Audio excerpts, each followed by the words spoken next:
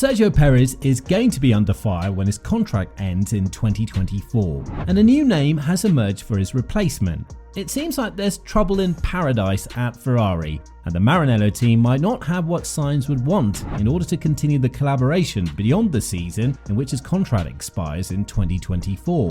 The smooth operator has joined an elite group of drivers who would be more than eager to prove that they have what it takes to be the teammate of Verstappen. But will this scenario actually convert into reality? And if it does, how will that impact the entire grid in terms of the silly season drivers market? It goes without saying that Perez has been one of the most underperforming drivers with the car that he had in his hands, as it took him the penultimate race in Vegas to secure the second spot in the Drivers' Championship, while Verstappen has cruised with a 200+ point advantage ahead of him without any sweat-offs. The Miami GP is where all things went south for the Mexican veteran driver, and in the following 5 races, he failed to qualify into Q3 for 5 consecutive times, only stood on the podium once in Austria, the home race of his team, so rumours about him being replaced have been circulating for quite a while. Nonetheless, Red Bull shut them down by saying that he will be the driver next to Verstappen in 2024. However, they were very adamant that once this time is up, they'll be searching for the next big thing in the drivers' market out there, and luckily for them, a very juicy name has come up on the list. We're talking about the only driver to win a race in 2023 besides the Red Bull pair, and the driver who's been constantly making his own strategies in Ferrari, considering the incompetence of the team to actually pull one together on their own, Carlos Sainz. It's believed that Ferrari will give Sainz a 12-month extension, but that's not something that would satisfy his needs. Not now that Audi is entering the market on a big note, and Red Bull are seeking for a strong driver before the new regulations in 2026 kick in. Fighting against Verstappen is definitely going to be a challenge in of itself, but this is not the first time that Sainz would have to go down this road. They've done so since 2015 when they were rookies in Toro Rosso. Sainz is definitely one of the best drivers out there on the grid, and even though he managed to lose the car on several occasions and make silly mistakes like the one in Australia, one that cost him not only the podium finish but any points finish at all, the strategies that he comes up with and the ability to implement them on his own are truly astonishing. We can never forget how he orchestrated his own races in Monaco and Silverstone in 2022, one of which brought him second place and the other the first win of his career. Had it not been for Albon unintentionally holding Sainz after he got out of the pit lane, then the Spaniard would have likely been ahead of the Red Bull of Perez, and that would have been his first win of his career. But there comes a time where you have to ask yourself whether or not it's worth fighting for a team that's constantly letting you down. And from time to time, the team boss is throwing some shade towards the drivers as the main culprits of why the car is not delivering the results it should be.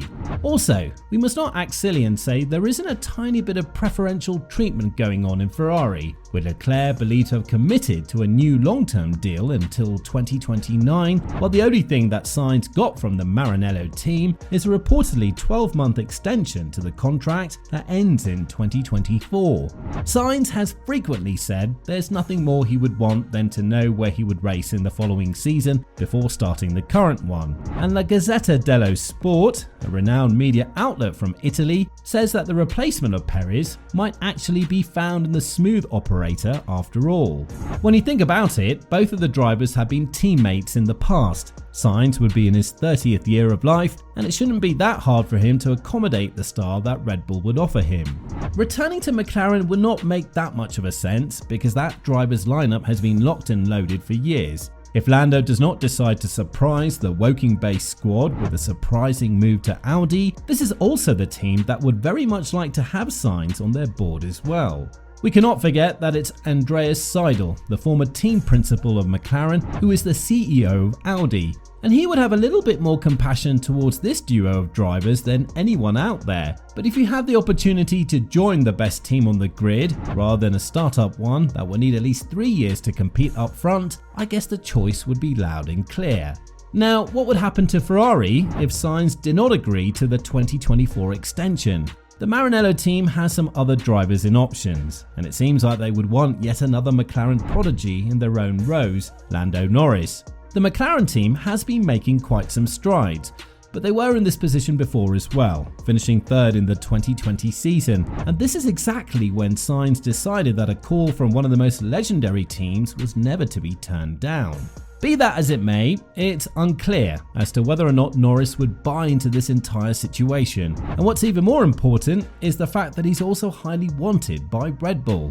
His intentions have been made loud and clear: stay with McLaren until 2025 and see if they can build a championship winning car by that time. But if the Woking-based squad fails to do so, then they'll have a serious problem on their hands. The other option for Ferrari would be the increasingly talented driver in Albon, who single-handedly kept Williams in the 7th position in the Constructors' Championship and earned them some much-needed millions in order to develop better for the 2024 season. With the expectations being for him to fight in the midfield much more often in the upcoming campaign, will definitely turn some eyes around, and his agent will have a lot of phone calls to answer, with the ones from Ferrari being the most frequent ones if the situation doesn't work out with Sainz. But Sainz is definitely not the only driver that Red Bull has on its mind. We need to not forget Daniel Ricciardo, who has also helped a team in much needed struggling times, and it just happens to be the sister team of the Austrian squad. Thanks to his input, AlphaTauri finished P8 and was in reach of fighting with Williams for P7. But in 2024, thanks to the old new parts borrowed from Red Bull, it's expected for them to fight much more frequently for points. If rumours are to be believed, then it would be quite logical to understand that Ricciardo's mission would be to put AlphaTauri in the midfield in 2024 and earn the spot in Red Bull from 2025 onwards. And with this move, the team would stand true to their word, retire the Australian driver where he wanted the most, right next to Verstappen, just like in the good old days. But this is a cruel sport we're talking about, and opportunities like Sainz and Norris are coming once in a lifetime. So Red Bull not sticking to their word wouldn't be the worst, neither the first time, that they can and very likely will do if they see that they can snatch one of the superstars out there. It's also the wish of Liberty Media and the new ownership of Red Bull F1 Racing to have two very competitive drivers up in the front of the grid. And even though that doesn't make a lot of sense considering that you have an alpha male driver set to dominate the grid in the following years, it's the reality we live in. Now, the gap between Perez and Verstappen is just way too high, and it's obvious that the Mexican driver is just not performing on the level that any Red Bull driver should perform. So when the other teams start to catch up to the Austrian squad, something that is predicted to happen later in 2024 and definitely in 2025, they'll need a solid number 2 driver that will be there to not only fight with Verstappen, but always make sure that the team finishes in a 1-2 order as often as possible. Whether that will be Sainz, time will tell, but as of now, the signs are looking quite promising.